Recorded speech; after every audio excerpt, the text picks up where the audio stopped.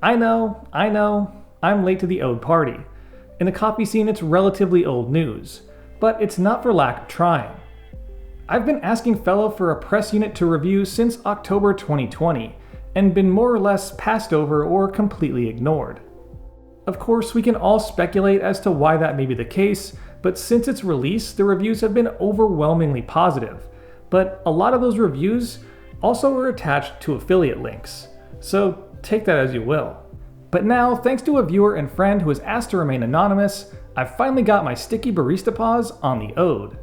So today I'm finally answering the question, does the Ode sing in tune? But first, a quick word from this video's sponsor, Standard Magazine. Coffee is global, but during the last year or so, it's felt a lot smaller. Confined to Zoom meetings and screens, I was starving for a different kind of experience to make me feel less disconnected. And Standard Magazine has filled that role and given me not only a beautifully designed, illustrated, and written way to stay in touch with the global coffee culture and news, but also samples from some of the best roasters on the planet. It's truly a winning combination, plus it helps support the channel. So head over to standardmag.com/Sprometheus or hit the Standard link in the description below to snag your year's subscription of coffee and culture shipped direct to your door nearly anywhere in the world with a money-back guarantee. To start, let's quickly cover some of the specs and standout features of the Ode. It rocks a pair of stainless steel 64mm burrs that are set vertically a la the EK43, which I'm sure is aimed to reduce grind retention and apply even force throughout the grinding process. It is a single dosing grinder with a max dose of 80 grams. You've got a simple on-off button with an auto-off function, a knocker to kick those pesky retained grinds out of the dosing chute, and a large grind adjustment knob with 11 settings and 31 steps in between. All in all, it fits the clean, simple design aesthetic of most Fellow gear. Now, let's get into what I like about the Ode and what it does well. Of course, like most Fellow items, it looks great. I love the clean, boxy lines, the low profile, and the little intentional details, and even a font James Hoffman would approve of. The overall usability of the grinder is pretty straightforward and intuitive. You can essentially dive right into grinding coffee without any question about what does what. The hopper is shallow and has a small stopper to avoid popcorning issues. The small angled arms inside the dosing cup are also a nice touch for a clean pour into your brewing contraption of choice. I've seen mixed takes on this, but in my tests it's definitely low retention with one caveat. You'll need to put the grinds knocker to good use. I would say about 5 to 10 hits on average.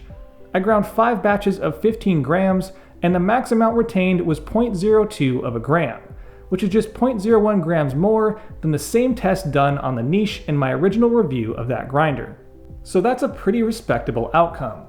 It also grinds very fast, which is something I'm not used to after running a conical for over a year. The Ode runs 15 grams in just under 6 seconds, compared to the niches in under 14. Now to the juicy stuff. Let's talk about where the Ode falls off key. As many users and reviewers have found, the Ode is a bit of a messy beast. There's lots of static and chaff, so you'll be putting the included brush to good use on the regular. But as you may have already seen, heard, or even personally experienced, the biggest con is the burrs. It just won't grind fine enough for most of your modern, lighter roasted coffees. Even when grinding on the Ode's finest setting, the burrs are clearly touching. But is that where the story really ends? Brewing on what looks like a very similar grind setting, using the same recipe on the niche and the Ode, both run in a very similar timeline, with both ending drawdown at just past 2 minutes. But when tasted and tested for extraction, the differences really pop. A full-bodied, full-flavored textured cup from the niche, and a light, slightly sour cup from the Ode.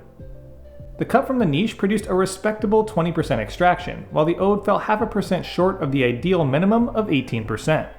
So I decided to take out the sifter and check the overall grind consistency and amount of fines from each unit.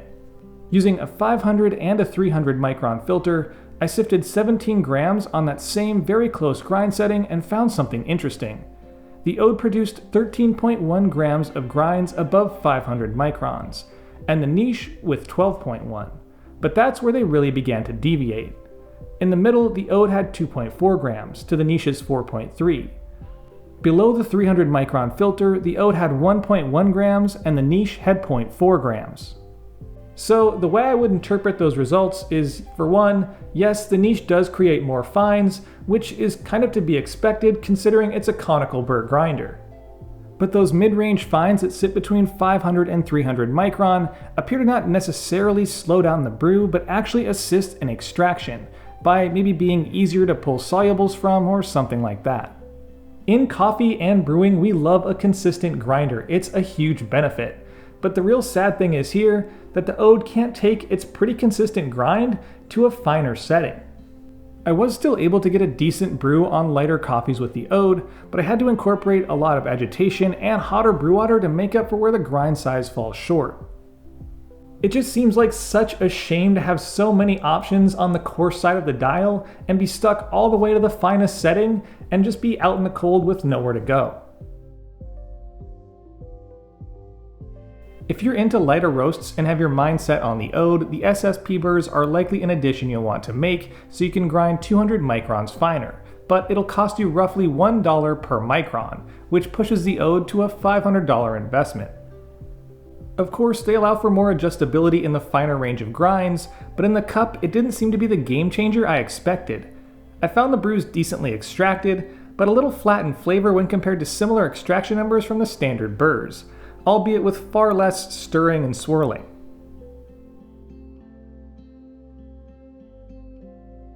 So to wrap all this up, or to summarize, put everything into a nice little statement, I will say that out of the box, the Ode is actually a pretty good grinder, but it has one major flaw: modern, light, third wave roasts. Which honestly is kind of confusing, considering their own subscription is full of these kinds of coffees. If you're a French presser, a cold brewer, or any other form of brewing that requires a coarser grind, you'll likely find yourself more than satisfied.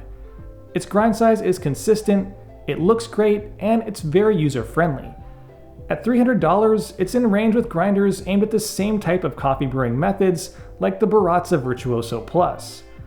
In my opinion, the Ode had the potential to be a great grinder out of the box, but it just sort of confuses me that they missed such a glaring grind issue through all of its research and development. But that just kind of circles back to my idea, or my general belief, that Fellow fails to focus on how their items actually perform in the real world. And with all of that said, it's time I wrap this one up and pass the conversation on to you. What are your thoughts on the Ode?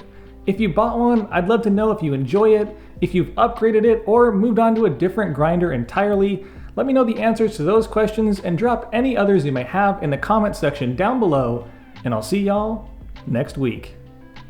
And of course, a big thank you to my November Patreon supporters: Ads, Jacob P, Christopher, Squeegee, Roe, Brian, Andre, Sean, Noel, Spookus, Samantha, Claire, Stephen, Alexis, Josh B, Bound Coffee, James K, Josh, Horace, and Corey C. Curry, Jeff Roth, Joey N, Thomas B, UK Espresso, Tim, Jason C, Jerry, Matt Ray, Home Barista Coach, Gumby, Zachary V, Robert Underdunk, Jeffrey R, BJK Cafe, Daniel P, Mike B, Brian M, Tyler M, Barista Michael, Matthew C, JRC, Arthur L, Absolute, Stephen G, Jose, Keefe, Stephen A, Joseph M, Ed T, TechCom Advisors, Nate B, Keith M, Happy Camper, Devo H, Ben K, Rami C, Monster 4, and Bruce P. And of course, a big thank you to the barista and barback tiers. If you want any information on my Patreon, there's a link in the description and in the upper right hand corner right now.